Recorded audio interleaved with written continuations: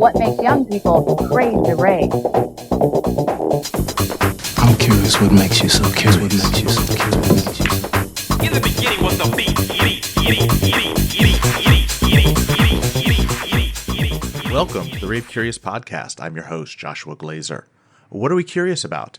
We're curious about electronic music and the culture that surrounds it. And how do we satisfy that curiosity? We do it by talking to some of the people who have dedicated their lives to electronic music, the DJs, producers, promoters, and more. My guest on today's podcast is Cassy, a DJ who has held residencies at pretty much every legendary club of the past decade, including Panorama Bar, Rex Club, Trow, Cocoon Ibiza, and currently DC-10. Cassy is about to release her first album, simply called Donna. It's a fantastic record. I won't even try to describe it here. We kind of get into it on the podcast itself.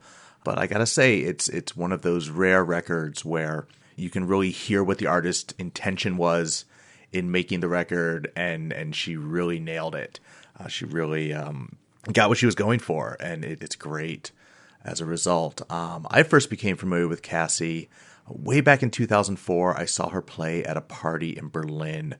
I was actually visiting Berlin doing a cover story for Herb magazine, and Richie Houghton took me to this party called Beat Street, where he was supposed to play a 12-hour set with Ricardo Villalobos. Started at noon on Sunday and went until about midnight, which doesn't sound that abnormal given today's standards, but even for Berlin back in 2004, a 12-hour DJ set running from noon to midnight was something worth mentioning.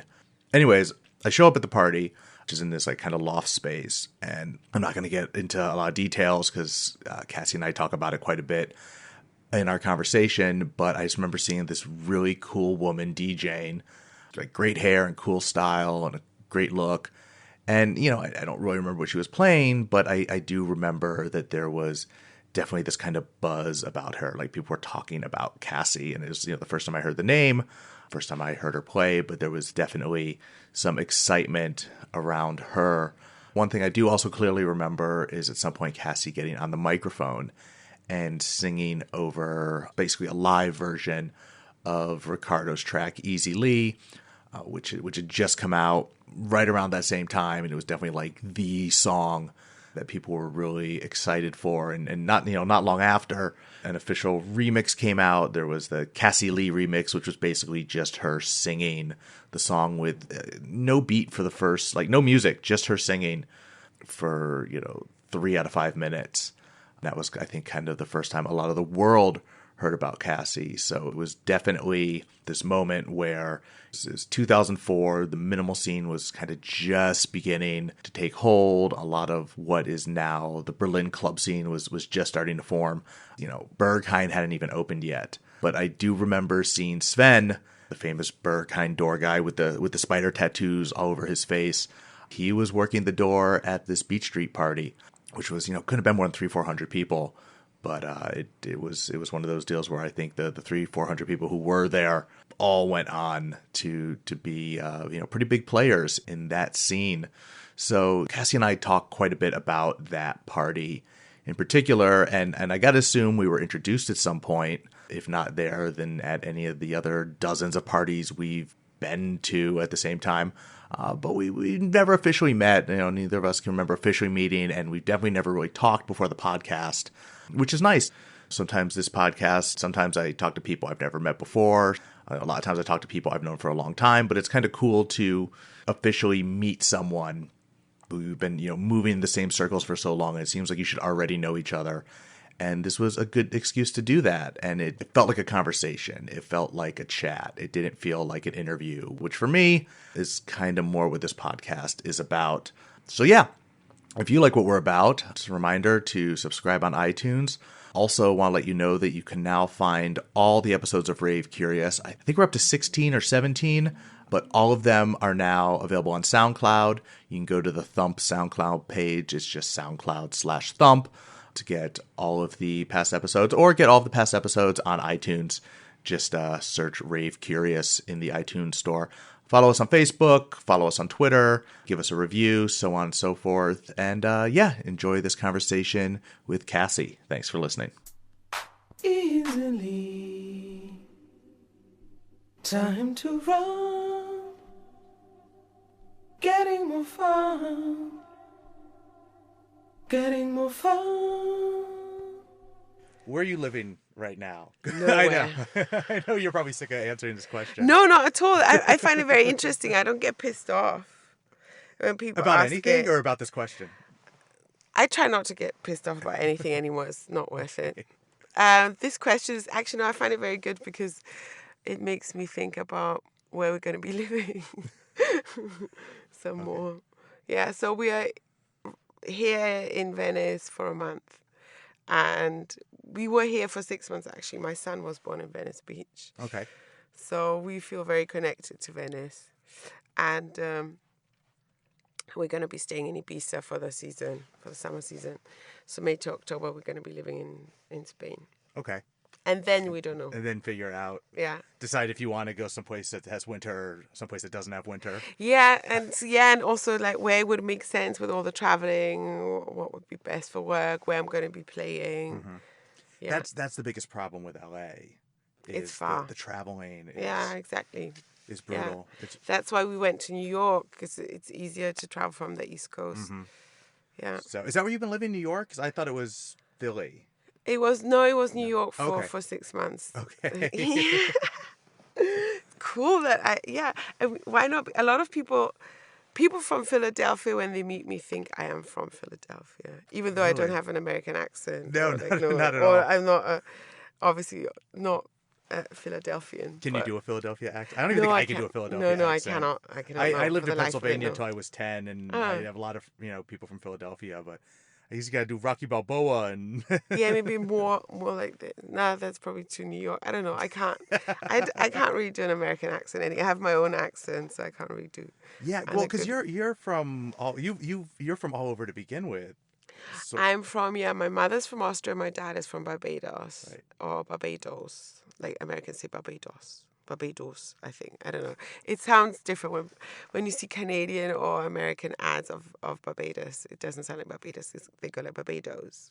Anyway, so go on about this for an hour. No, are we recording already? Yeah, I'm talking like, yeah.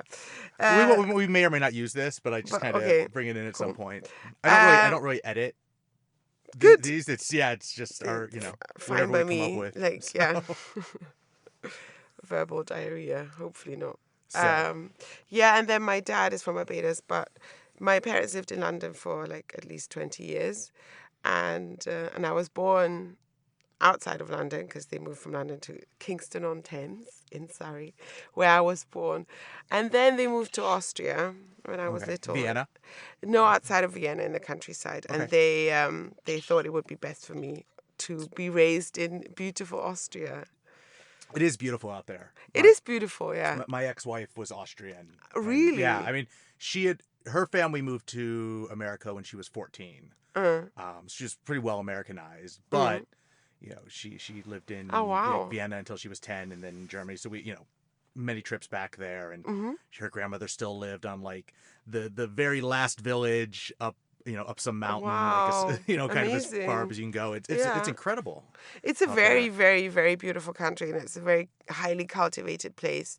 It's also very stuffy and very, very, almost a bit dusty. Like, time... Very, kind of stuck in its own time and its own time bubble and its own... I don't know, life and social bubble, and what's important in Vienna is not important anywhere else. Right. I have the feeling. But on the other hand, it's an extremely cultivated way of education or upbringing that you can get, and you learn a lot. I used to always tease her when we would go. I would be like, this is one of the highest qualities of life. I think they're like the highest quality of life. It is the highest quality of life you can get. Yeah. Absolutely. And I was like, why does everyone seem pissed off? Yeah, exactly. Why is everyone so mad about their awesome lives? Because Vienna now, or maybe not again, it's always like Zurich, maybe Copenhagen, or some places in Europe, depending on what lists or what ranking or who does the ranking. But Vienna It's was always in that top 3 or 4. yeah. And now there was one ranking, I don't know where it came from, but it's these like companies that do the listing for like people like Procter and Gamble or like for governments and whatever.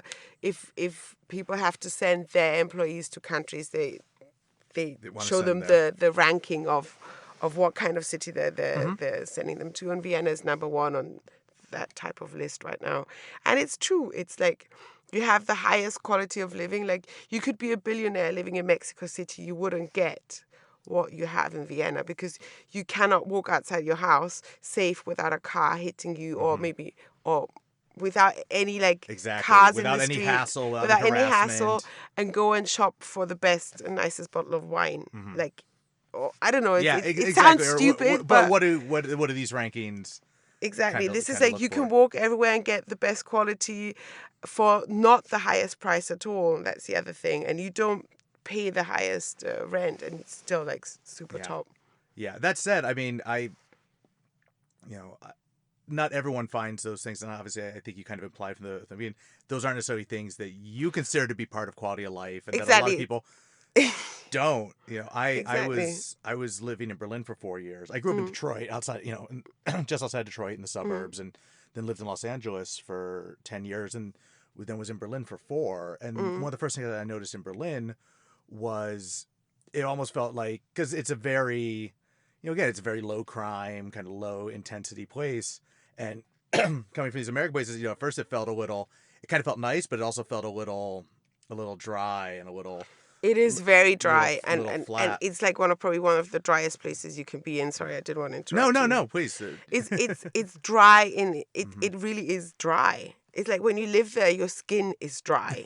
No, it's void of intensity, and the only intensity you get, I think, is in nightclubs, and is by like partying for 2 or 3 days. That's what the feeling I had, or I think maybe also that's why the gay community is like an extremely powerful or fun one in Berlin, because everything is so like sedate, and they like kind of they're the ones who know how to live it up there.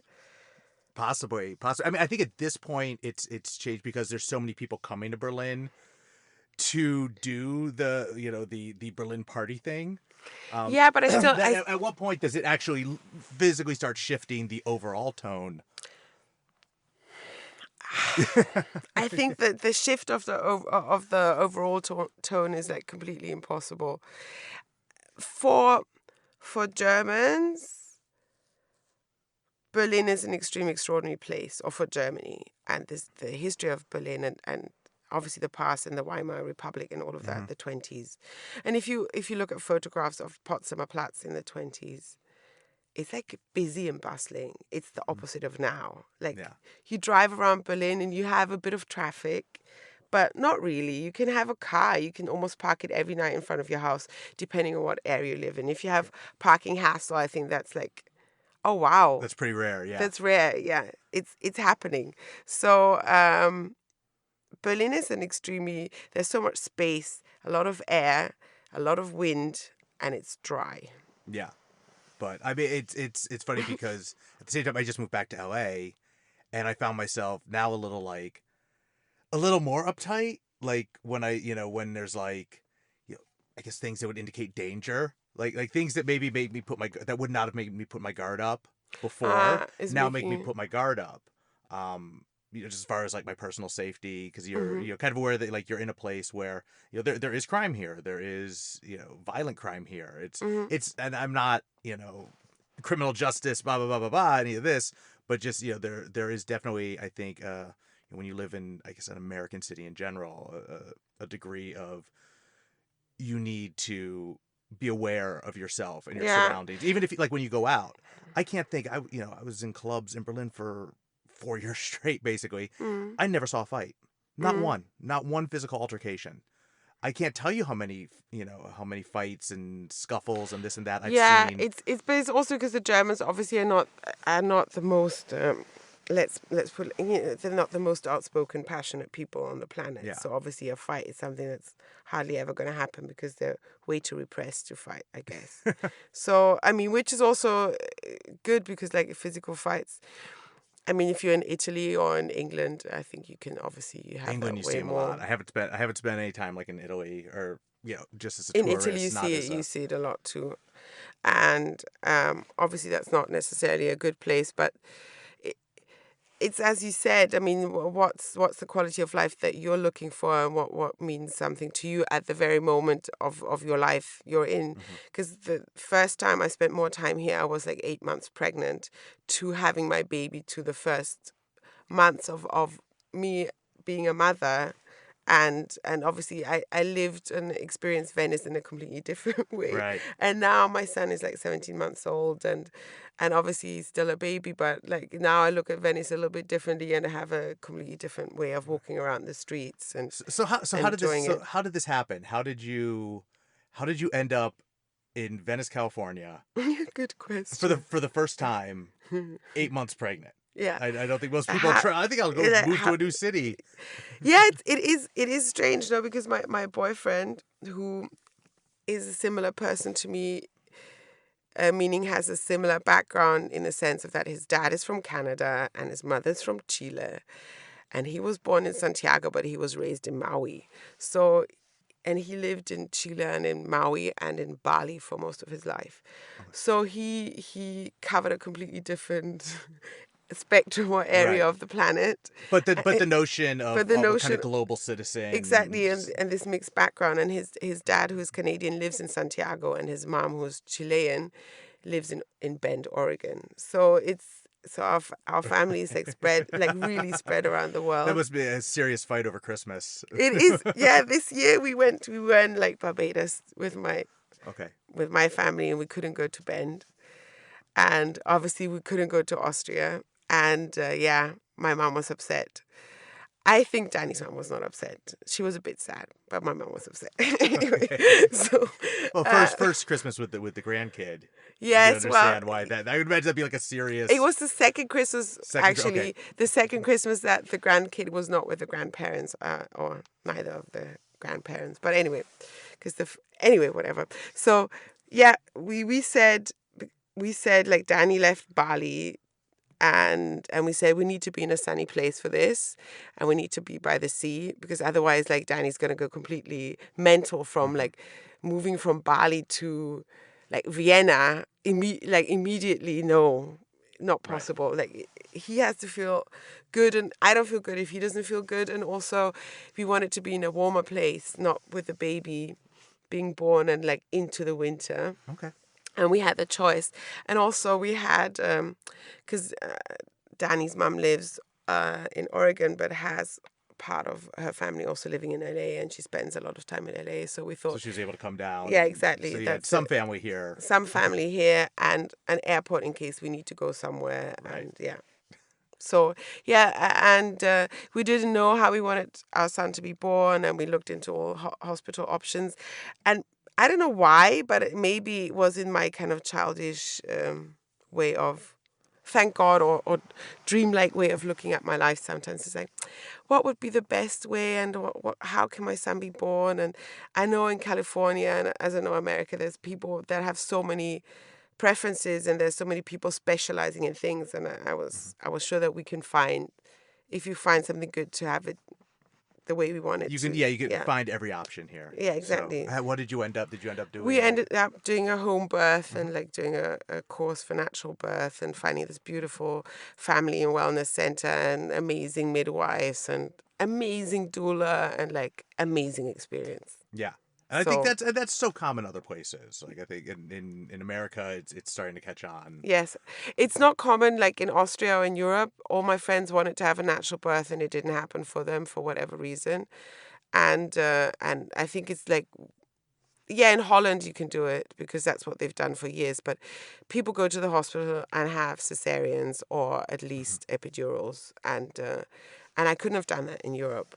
And I think this is probably fate. Our son wanted to be born in that way. Okay. So how many passports are there between your family now? I have 2 British passports. to get visas and stuff. It's easier to have. So I don't have an Austrian citizenship. My son has an American and a British citizenship and passports. Danny, I think, has an American passport, but he does also have a Chilean and a Canadian passport. Okay. But he hasn't picked them up. Like they expired, yeah. and he didn't get his new ones. So because I have one passport, Mm-hmm. like, and I know so many people that don't even have one that, passport. Well, okay, that a lot of people, but I guess maybe citizenship or whatever a passport represents. Mm-hmm. So let's go back and kind of trace your path, because I think it's a really interesting one. And so you born in England, raised in Austria, and then if I recall from looking at your bio real quick, was there Switzerland, Berlin? There was go ahead and take us through London. it. There was London. There was a bit of Italy. I was au pair in Italy for half a year. I can mention that. I can throw that one in. And I did a drama training. I'm a trained actress, actually. I went to drama school in London for 3 years. That's what you're doing in LA. Yeah, that's why I'm here. My dream finally coming true. That was from, when was that? In the 90s, 94 to 97, I was living in London. Then I went back to Vienna. Then I went to Switzerland, to Geneva. Then I went to Berlin.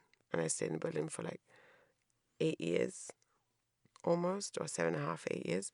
And then I started really like kind of globetrotting and not knowing where I wanted to be. So let's talk. I mean, so I think Berlin is the time period when most people became familiar with you. Yeah, that is where we're not sure if we've actually met, but I know that the first time I remember your presence was at a party in Berlin. It would have been 2004. It was a Beach Street party. Yeah. With it was Rich and Ricardo. Yeah. Houghton and Villalobos for the listeners.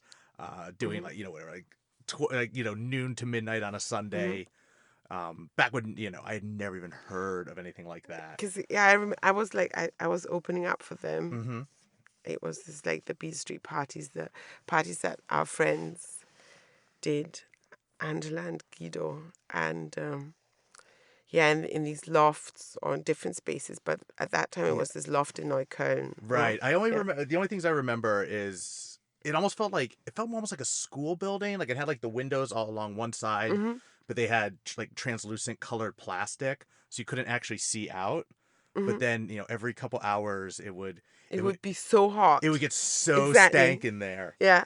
And at some point the music would come all the way down. Like it would just be a hi-hat. Exactly. And then people would go and throw open the windows, and this would have been like late winter, early spring. It was late. Yeah, it was like February or March. Yeah, something like that. And the whole thing would just mist up, and it was everything exactly was mist up, extremely moist and humid, and just this cold blast, dripping ceilings, I guess. And then the hi-hats and the open windows, and and then obviously the effect of we're closing the windows, atmosphere, and sound. Then, get it closed, and then the bass kicks back in. Yep. Bass. That's the best effect. Like if you have all the light effects, and in Ibiza in the clubs, you have these like what sounds like fart cannons. But I don't know what it is. The CO2 blast. CO2 blast, which sounds like one big fart. I was thinking, CO2. I don't know what I don't know what it is they're blasting. Something.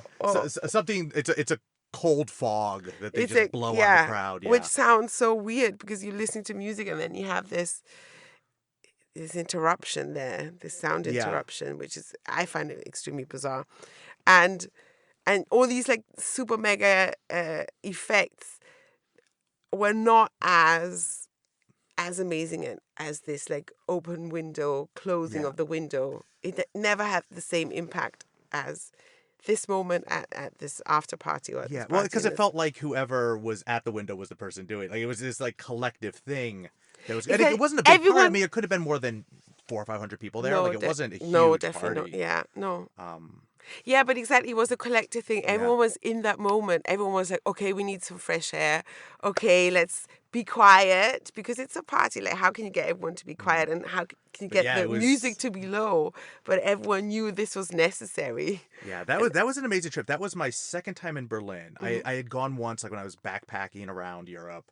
Love Parade '97. Oh, So like I wow. got to see the big one. The Oh, my 1.5 God. million. It was Oh. miserable. It was terrible. It was terrible? It was just you couldn't move. Okay, yes, like this. The Yeah. music, the music, the all the different floats there were so many people that the floats just got backed up against each other because they couldn't move. So you're literally hearing like 3 or 4 sound systems all at once. Mm-hmm. And like I remember I was there for a few Yeah. hours. I was like, this isn't great, and I know I want to go out tonight because there's so many parties. And we're like, we gotta get through this crowd if we get to, get out of the park. And we get to the end and we kind of turn and there's just another full street. Like it's just this It was mental, no? The never amount. ending. Yeah. It was nuts. I mean, I went to a great party that night. Saw it was my first time seeing Carl Cox and Jeff Mills no showed, but it was great. But then I come back to Berlin 5-6 years later. And That was gone. That was gone. Yeah, and it Never ever again. completely changed. And Yeah. I did. I was staying with Rich. I was doing like an article about Berlin for a magazine. Mm-hmm. And I had known Rich. We were friends. We're both from Detroit. Mm. So yeah, I remember I get in Saturday night and meet up with Tim Price, and Magda was living with him at the time, and everyone. And I'm like, so where are we going? What are we doing? Where are we Tim going? Price, how is he doing? He's good. I think he's in Saginaw. Half of his belongings are still in my cellar in Berlin. Oh wow. When we're gonna get off topic real quick, but I'll tell you this story after because it's a good story, but nobody needs to hear this. But I was like, where are we going? What are we doing? Where are we doing? And there's like, we're going out to dinner and then we're going to bed. But it's Saturday night in Berlin. Yeah. And I just drove everywhere, and someone's playing at Tresor, and I've been this and that and everything, and they're like, Trust us. And yeah, same deal. Did the whole full night sleep. Woke up. Me and Tim went and had a nice brunch. Around 11 a.m. The couple cars came and picked up all of us and took us to the club. And I just remember walking in and just that first hit of I realized that most people didn't sleep most people had been up all night. And I don't know where the party started or where they were coming from, but it was, I remember getting hit with just this wall of just hot funk. And it's like, oh, Okay, I need to get a drink. yeah. Yeah, or maybe something else. All right, let's get into it. Yeah, there's no other way. But I realize now, looking back and talking to people, there weren't that many people there. There was a few people I knew, but that was a really special party, I guess, looking back, even for someone like you who's been to, a zillion Berlin parties. Well, yeah, after everything, this still sticks out the most. Out of all the parties I've had in my life, or parties I played in my life and seen, this was definitely one of the best happenings. Yeah. Yeah, and I remember, I think you sung on some of the tracks that night. Or at least you did. You got on the mic during Easy Lean. Yeah, and we also we did some stuff. Rich started it with I think with the loop machine. He was recording. Yeah, he brought a couple pieces of hardware. And then So later on. Like I said, I mean, that was the point where I became familiar with you, particularly with the Easy Lee, because that was released, or maybe not that day, but you did. Yeah, it was a version. release. It was because it was a remix for Ricardo's track on his Playhouse album, and then Playhouse released the remixes, not only of Easily, but all the remixes for album tracks, and it was on there. So it's funny, I was thinking about this morning, and this has come up a few times on this podcast, talking to different people. It feels like there's not a lot of records like that anymore, where it's you go to a party and for that, you're going to hear this record, and you wait for that moment. You wait for that record, and it's really a highlight, and it really defines a time and a place where people talk about it. And that seems a lot.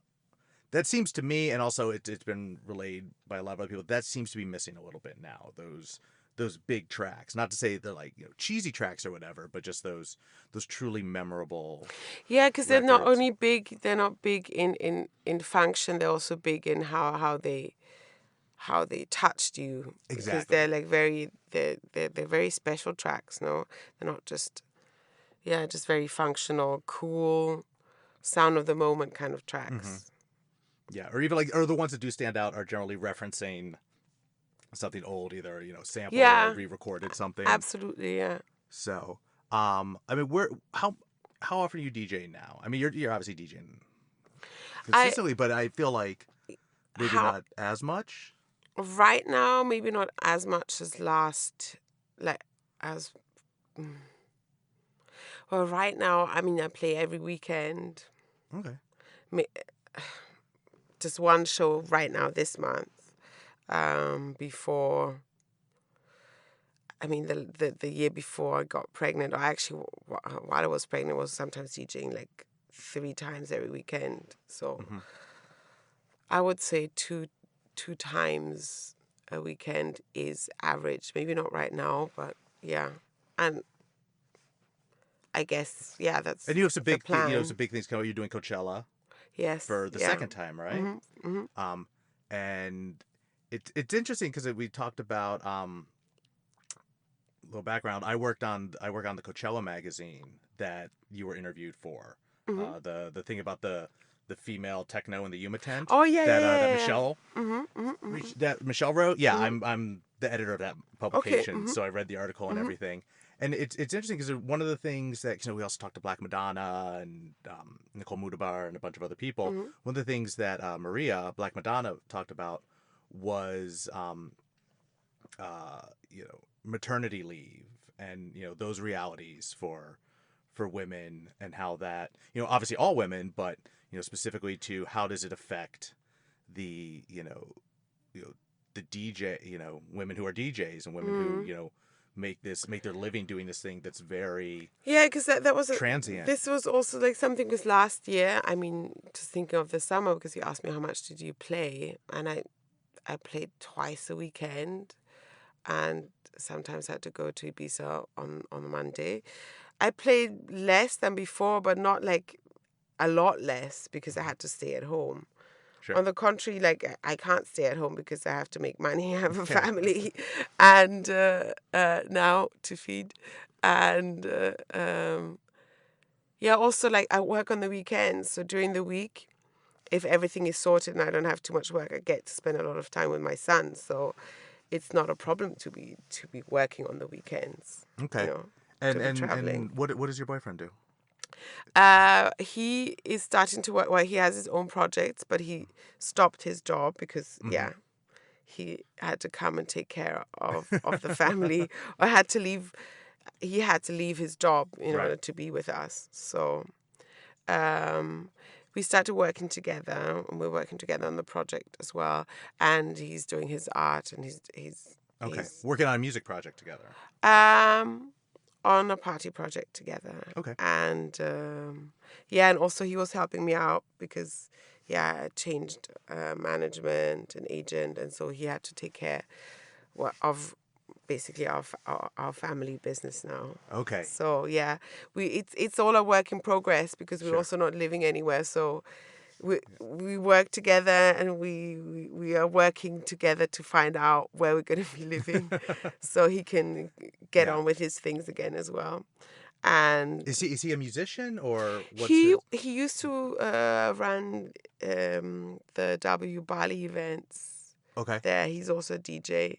He's he this is how we met. He booked me to one of his parties, but he was running all the events for the W in Bali, which is a super nice, I would imagine, W, and totally different to all the W's you've seen around the world. And the events, it had a club and a bar, and sometimes like really big summer events outdoors, and great space. And he did an amazing job because he more or less built up the scene with other people, of course, in other venues, but the scene in Bali got a lot stronger through that those events also. And So that was his thing. Okay, and in the middle of all this, you also recorded an album. Yeah. Which I Yeah, got about, exactly. I got about halfway through it this morning. It's fantastic, and I never Thank say this you. about techno albums. Oh wow, that's So very nice. I Thank really you. enjoyed. I think I got 6 or 7 tracks in before I had to come here and meet you. But Oh wow, that's really, very lovely. Thank really you. liked it. What I'm trying to figure out, and this is probably how my head works. Mm. And I don't know that anyone else's head works this way, but I really hear it has this, great kind of deep house vibe underneath it, like the classic, deep house. And you did work with King Brit Yeah. on it. And this will drive me crazy because it's one of those you can't unknow something. I wonder if I would have picked up on that if I hadn't read. You would have. I think you would have. Right away, like I was that King Brit was involved because I think you would have, because funnily enough, whatever happened, the same that happened with Danny and that happened with my son, it also, like, King is also part of this, like, new part of my life that, like, the universe has just opened up to me. And I remember listening to King Brit, and this is not like a schmaltz kitsch, like, bullshit story or something, because you always listen to people and you feel connected. And obviously we all love David Bowie, and I love George Michael, and I love Talking Heads, and so many people I'm a fan of, and Quincy Jones is a genius, and blah blah blah blah blah. He did write the greatest hi-hat pattern of all time. Quincy Jones. Yeah. Which one? I want to be starting something. Okay, Michael. Yeah, I was gonna. I mean, he obviously is a genius. There's all these, like, super genius people that we could mention for days on end, and how they've all influenced us, and blah blah blah blah blah blah. But there's something about King and about me listening to King in the past that it's weird. And maybe that's also, and it was funny when I found out that he toured with the Diggable Planets and he was their DJ. I don't think I knew that. Yeah. Okay. So he was part of that crew. So, because I also remember, like, the Diggable Planets like this. There's some bits of music that I heard, like some music on Talking Loud, this label that Giles Peterson had. Mm-hmm. Some music that I heard that spoke to me in a completely different way, on a completely different level than all this genius music I listened to. And it's not that as a on the receiving end of the music that you're like, wow, this is beautiful, it makes my life better. But there was something that, like, said, this is you. I don't know. Like, I completely understand. There's a certain energy that comes from certain music, and it pops up in the oddest places and the oddest times. And it maybe has nothing to do, like, Diggable Planets is not techno, and King Brit, what I listened to, the music I listened to, was not techno, or is maybe not what I'm DJing right now, or is maybe not even what you can listen to on my album. But there is something that these people have done, and these people are all black people, and I am a black person, which is, it's weird when you grow up amongst white people in Austria, which is another thing. It's like the whitest place. It's the whitest place, and my dad was the only black person I knew for a very long time. And apart from the relatives or the jazz musicians that came to stay with my parents, and everyone thought they're my dad's Which I would relatives. love to hear more about as well. But let's finish this line and then. So anyway, so when I listened to him, there was something that clicked. Is the same with the Diggable Planets, or like some music where you go like, this is like totally me on a whole different level, and I remember sending a message to the universe. I know it's very new age and but I do believe in that, and I hope this doesn't come across as stupid, because I really knew that, like, someone is gonna come and make sense of the music that I want to put out there, because I can't do it myself. I can't. I can make these tracks, but that's not like an album for me. I don't want to do like cool tracks. I want to like make it sound like what I've listened to as a child, like really make an album of it and have that as something that you can listen to the whole thing and say, this is an album. This is what I understand as an album. And he just helped me put it all together, and he put his soul into it, and his style, and his producing element that just like ties it all in, just like that, without even. We were like in Philadelphia for like 10 to 14 days, and it just every day, Just went. bam, bam, bam, bam, bam. And he's one of those guys. I mean, there's so many people who are underrated, but he is like, and you really get into his catalog and all the things, all the different names and everything. It's like half your favorite records are King Brit, and you don't even know it. No, yeah, exactly. Because and I don't know why he hasn't. It seems like there's a lot of kind of people from that era who are getting attention paid to them again. Like Carrie Chandler, I think is a great example. Like 10 years ago, I don't think Carrie Chandler could have gotten arrested in Berlin. And now when he plays in Berlin, it's a big thing. And it's, it's partially, just, stuff goes in cycles and stuff's coming around. Absolutely. And Yeah. I would love to imagine that while he gave this to, you and help you, kind of fulfill your vision, I would love to see this record kind of, put a new shine on him, and maybe some of like the European it already is. technorati. Yeah, no, it already is, and that's without me saying, "Oh, I'm so cool." No, it simply means but it already you is. bringing him into your network, which Yeah. obviously exists, and like it would be amazing, like to see him at. I think play it's DC extremely 10 or extremely something. necessary to have people like him in our network, because our network is like extremely lame at points, like really totally lame and fucking boring. Yeah, I'm so bored of all of us just doing the same thing over and over again, and not being open, because it's extremely difficult to, as a touring DJ, to like produce music and to like open your heart and be not hardened by what's going on and not jaded. And a lot of us like make money and have a career and are blown out of proportion, and it's not very important what we're doing, but we all think it's extremely important what we're doing. And then you see someone like King, who, exactly what you said, has a record of I don't know how many productions and what type of productions. And I can talk to him about music, and it's not talking about music in a geek way where you're like geeking off. Oh yeah, I have this one, I have that one, this one, that one. It's just about, wow, his range, his ears are open to so many fucking things that, like, I don't know anyone who is as wide open as he is. Like, no one.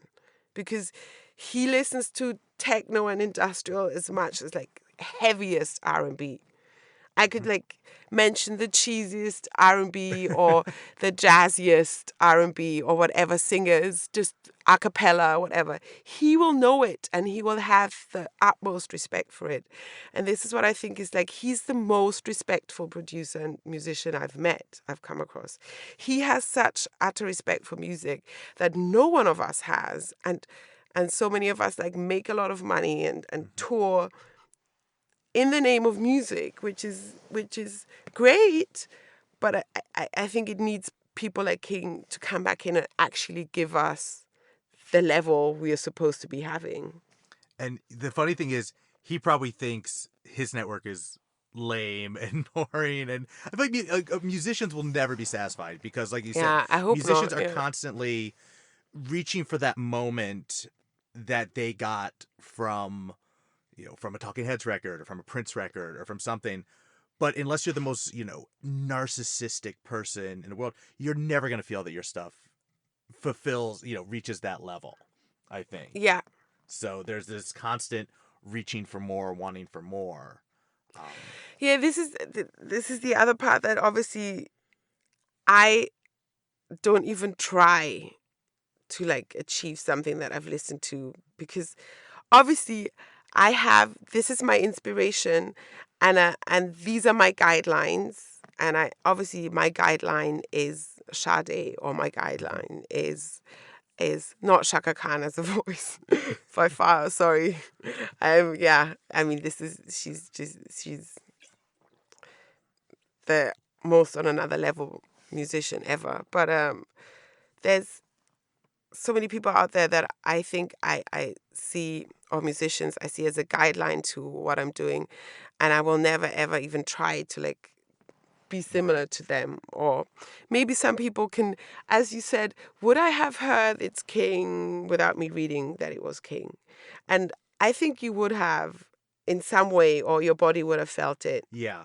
Yeah, I like to think, and there, like I said, there's that definite that American deep house thing. Absolutely, yeah. That is really absent right now. And I used to complain about, even when I was living in Berlin, I was just like, how come Mark Farina doesn't play here? How come, like this whole kind of, and I don't even know that necessarily has like a region to it, because like King's from Philly, Mark is doing an SF. Yeah, there was a lot of soulful stuff in sound is not really. I Chicago, mean, but- soulful techno is maybe Detroit, but soulful sound in general is not Berlin.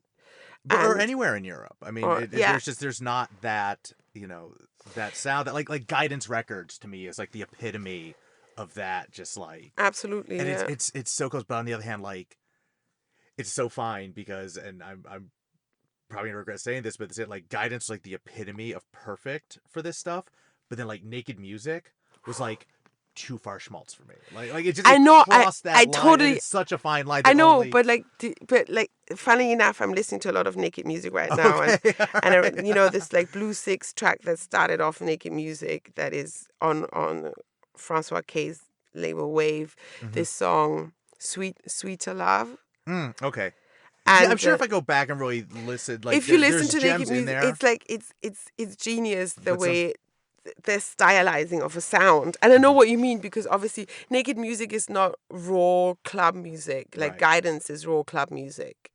That is the difference, and I've never been able to put my finger on it. And it's obviously this is exactly my problem if I'm a techno DJ or a European DJ trained by all this like rave, techno, Euro style. So my album, what is it going to be like? And me as a person, or as the young person I listen to music, I mean, obviously I liked industrial music, but I did like a lot of like very soulful music, and that's my roots. So, but I never claimed these roots because I'm not American. I'm black, but I'm not American. And I'm not even black in Europe. I'm half white and half black. In America, I'm black. Right. So this is like a lot of thing that goes into this, the past, how I see myself, and the problems I've had with being mixed race in Austria, etc.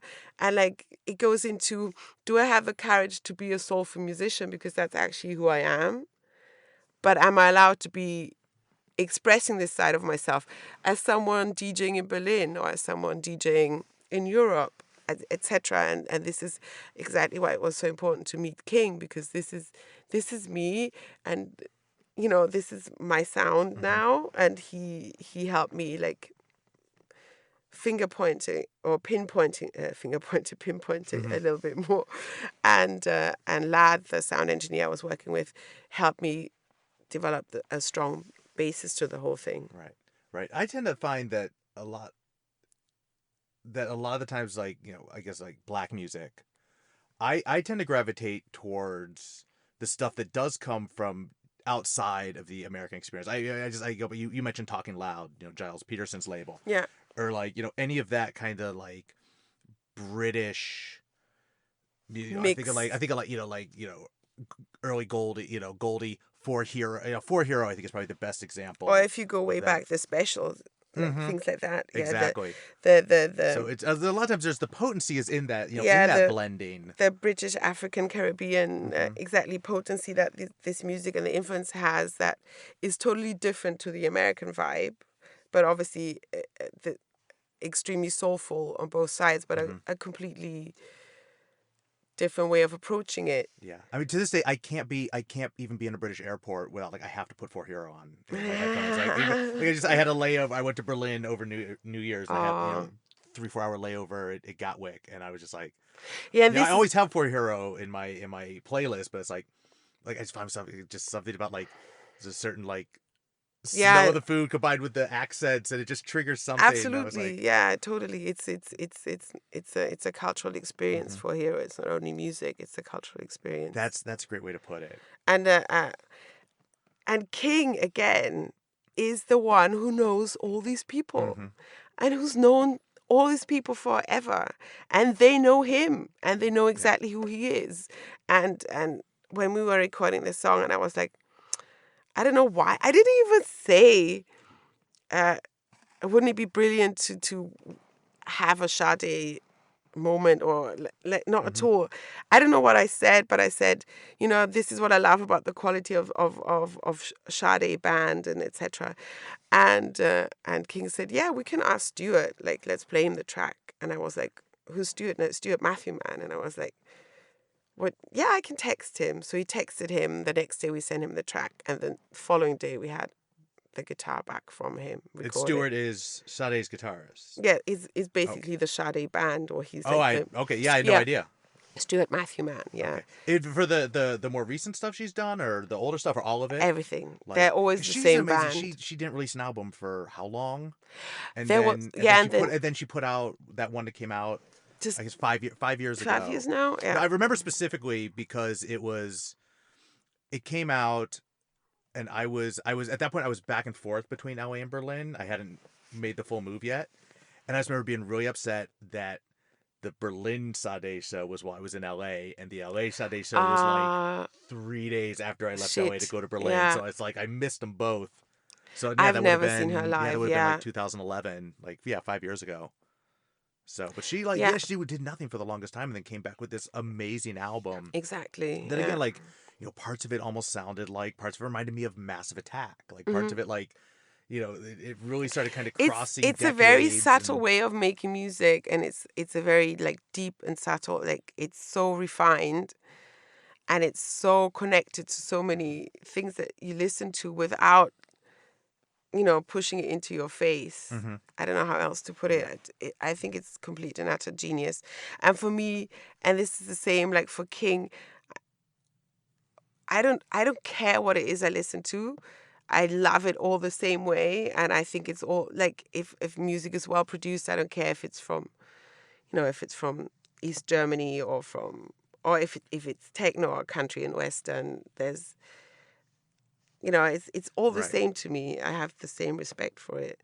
So, but that said, I mean, you still make your career as a techno DJ. Yeah, yeah. Techno in the the most generous. I want to use the most generous terms when you're Panorama Bar techno, as opposed to Berkheim techno. Techno, yeah. And you actually introduced me to one of my favorite techno DJs, and one I had never heard of, Daniel Stefanik. Oh, yes. Who I knew nothing about, and then he played after you at Panorama Bar one time. Oh, he's wonderful. And at least somebody told me, he's like Cassie's friend, that's why he's... I was just like... He's a wonderful producer. I don't know if you listen to his tracks or music after that a lot. He's an extremely talented producer. And funny enough, he is very tech housey. He has a very, white American, funky tech housey feeling to his music. Yeah. No, I'll tell you something funny. He just did a single for, I'm not going to remember the label, but the press release said he was from Detroit. And I'm like, he's not from Detroit. This I know. So I did a little, but I did a little Googling to figure out what it was. Basically, there was another press release, or something like a bio, that clearly had been written in German and then translated from German to English. And so the way it translated sort of read, basically what was... His sound is influenced by Detroit, made it into... having his musical birth come from the Detroit, something like that. It was like he was born in Detroit. And I'm so familiar with how German, German spoken English, that I could see how the translation, when I read that, I was like, oh, I know. Okay, I see what happened. But they literally sent out a press release saying that he was because the publicist, when she got the bio, was just like, okay, cool, and didn't. And I was like, I think you might want to. That's a big. That's not a claim you want to be accused of accidentally making. And it was clearly a mistake. He's not from Detroit. No, he's from Leipzig. Yeah.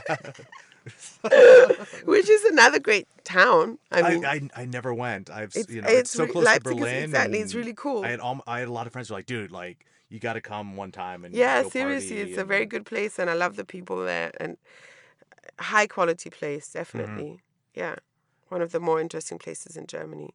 But how we got on this topic? Daniel Stefanik. We're talking about Daniel, yeah. But he's I like kind of, he plays this it's just this driving techno. Yeah, exactly.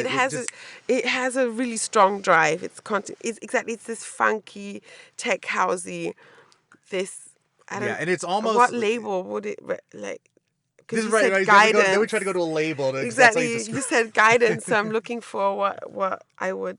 But I just picture it because I feel like his posture almost represents. Because I remember like going up, going by the DJ booth, like who is this? And he has this like. He has this like lean back where it's almost like it almost looks like he's like riding a horse or something. Yeah, it's very on the interesting. DJ mixer, and it has this like His real posture is, like very particular. Absolutely. Yeah. He's not like.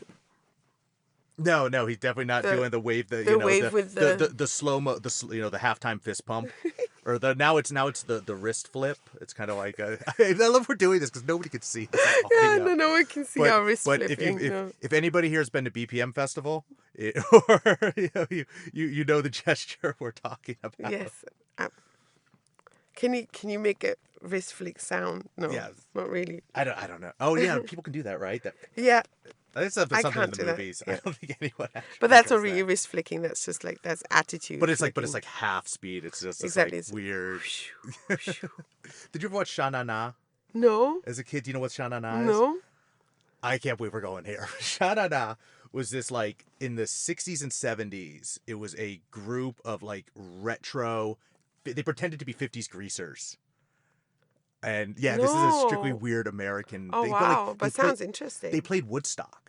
Like in 1969, you already had a group that was doing a complete homage to 50s, like 50s, That's late doo-wop, early rock and roll. Yeah. And they had a TV show in the 80s, and this, but the main guy, Bowser, he was like the bass, and he would go like move his wrist super slow back and like make it like a fist, like a muscle, and then just move his wrist like this. We go bo bo bo bo bo bo bo bo. And every time I see, to this day, even still when I see DJs, because they do that same gesture, it makes you think of Sha. I have to write this. I have to write. I want to write down Sha Na Na. I want to watch this. Well, hold on. We'll do that, and Tim Price we'll talk about. Okay, cool. When we're done recording. Okay, cool. A few more minutes. Cool. So, all right. Wow. How many more minutes have we got? We have as long as we want. Okay. So the next interview, who I won't name, canceled, but usually these are about an hour, so another 5-10 minutes. So what do you have? You got somewhere to be? No, just like back to my family. Yeah. Just only no appointments or nothing. Okay. So what do you? So you're sticking around LA right now till the end of the month. Till the end of the month. So you're gonna do the 2 Coachellas. Do you have any other gigs or? Yeah, I have. I'll tell you what. This is gonna come out 2 weeks from today. So I don't know where you're. 2 weeks from today. 2 is weeks what from date? today. Is that still April? Or is it May? It's like the very end of April. So you'll be just getting ready to move again. Okay, so then I have on the 29th of April. I'm playing Monarch in San Francisco. And then I'm going to Atlanta for Alley Cat, this underground club or venue. I don't know if it's a club or the name of the party, to be honest. Sorry about that. In Atlanta on the 30th. And on the 1st of May, I'm playing the Panther Room at Output. Okay. So, you play Output quite a bit, yeah? Yeah, I play there like 3 or 4 times a year. Okay.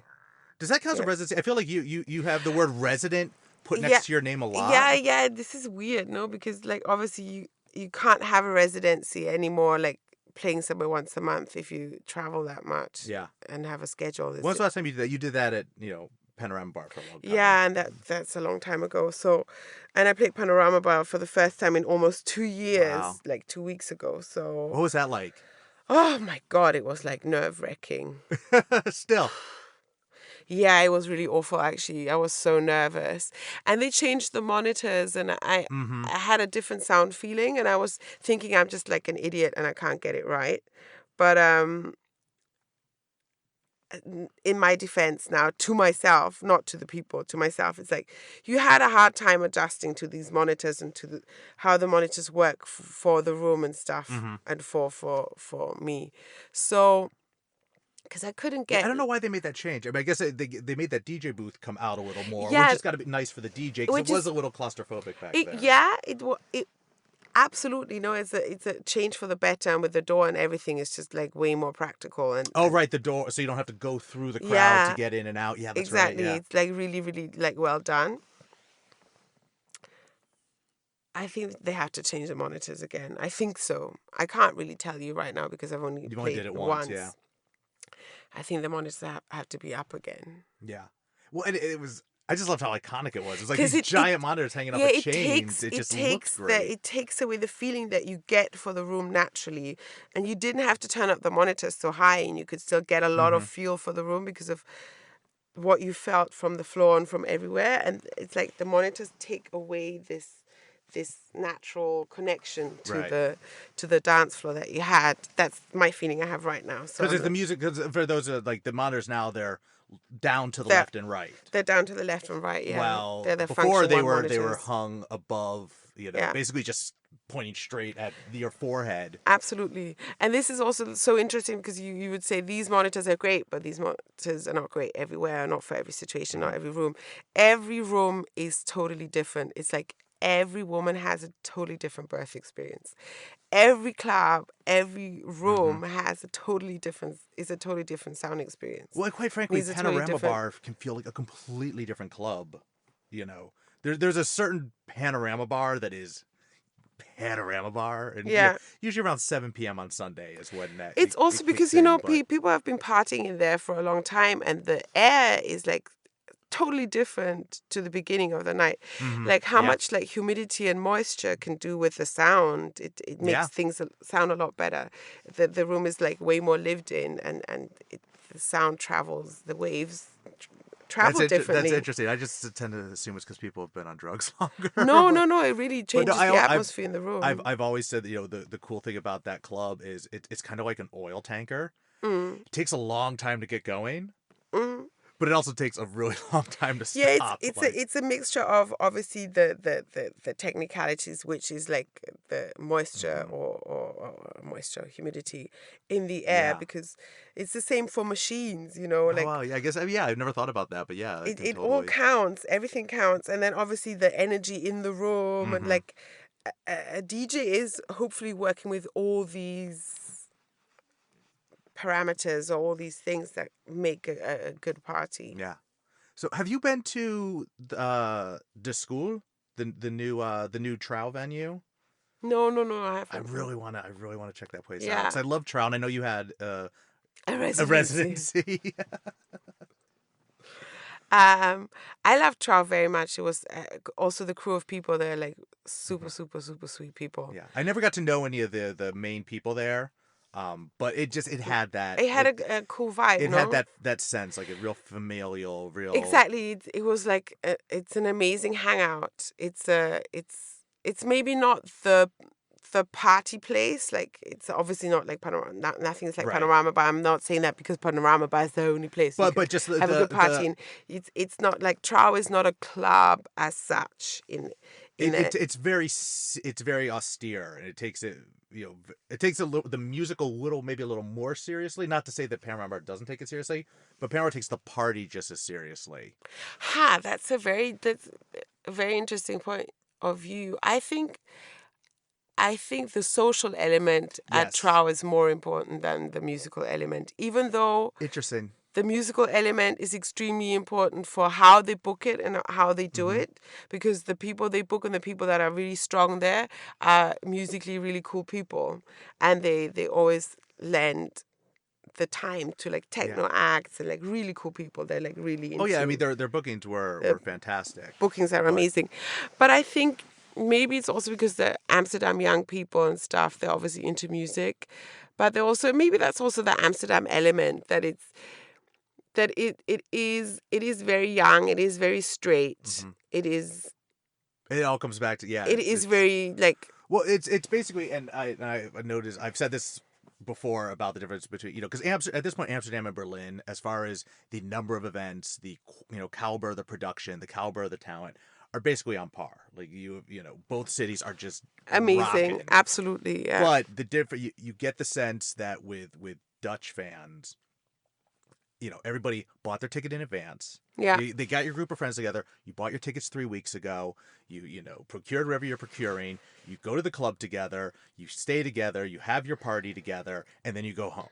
Exactly. Well, yeah. Berlin is this constant churning over where, you decide the moment you want to go out if you go out. Right. You don't buy a ticket in advance. Right. And 4 PM, Yeah. someone will call you and it's like, are we going to Panorama Bar? Yeah, we're going to Panorama. and then like you're there for a few hours and like just when you're ready to leave, then all of a sudden like 4 more friends show up. Yeah, and then you stay for like 2 days. Constant churning of people, and so it has this kind of. It's way more hedonistic. It's way more in the moment. It's way more like raw. Sorry, I keep interrupting you. It's way more. No, this is your interview. It is way more in the moment. Amsterdam is I always had these discussions with my Amsterdam friends because I lived there for 6 months and I love the place. I think I could actually live there again, but at the moment I was like, no, I can't live there. It's like I always said it's too Calvinistic.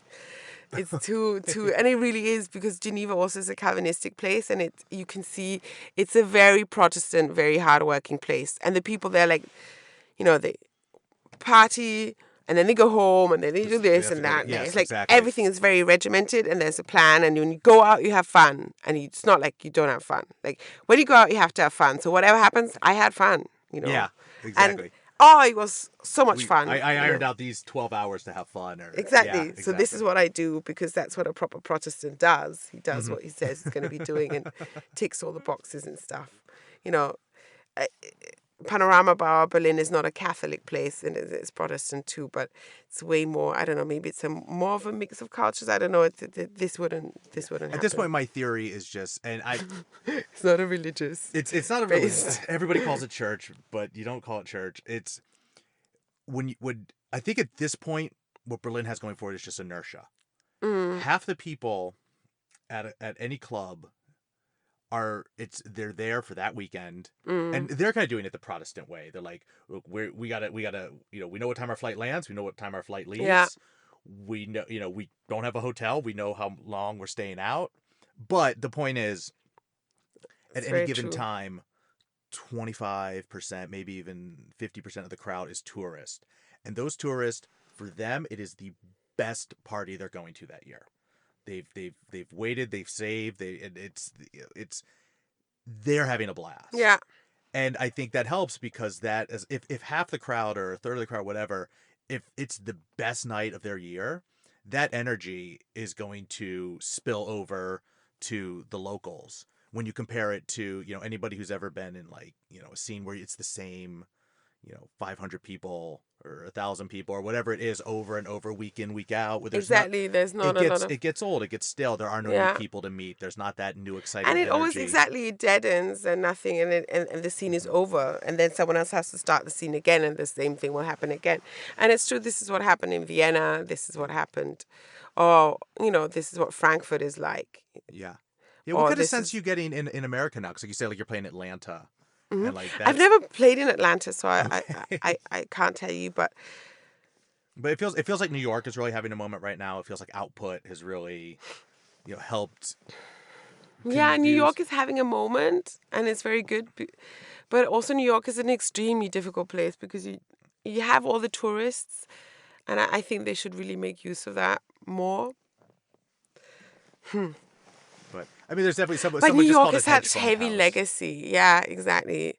And the New York legacy is like the heaviest legacy to fulfill for anyone. No, I mean, you had the best clubs in the world in New York, and I think that's a thing of the past. Yeah. Not to be repeated ever again. No, how could it? I mean, that you could never afford it at this point. Yeah, exactly. And then AIDS happened, and so many things happened where, So what is interesting? I mean, well, let me ask you this: so you did this album, and maybe we'll end on this.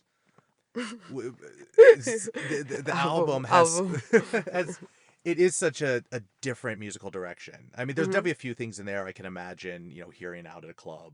And I don't know if there'll be going to be maybe remixes or stuff like that. But do you see this as a portal to, moving in a new direction as a DJ as well, or maybe I can almost imagine like doing some of this live or I really we want to do this live, and we are preparing to do this or are starting to work on the ideas and how we're going to get it and by done. the way, I never recommend DJs do things live because it almost always sucks. So this is how much confidence I have in this album that I kind of want to hear it live. Thank you. Yeah, that actually means a lot because you're not the first person to say that. Obviously, also like the label has said, do you want to do something live around the release date? No, sorry, not ready yet. But we really do want to do something, and I hope it opens up new doors. Just because I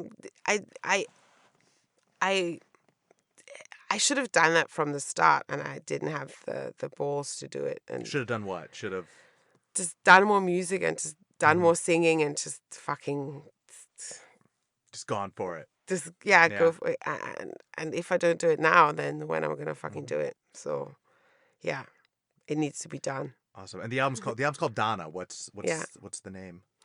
The album didn't have a name because nothing has a name. Like for me, it doesn't need to have a name and stuff. Obviously, my son has a name, but it was also like more like Danny was more crucial to finding the name.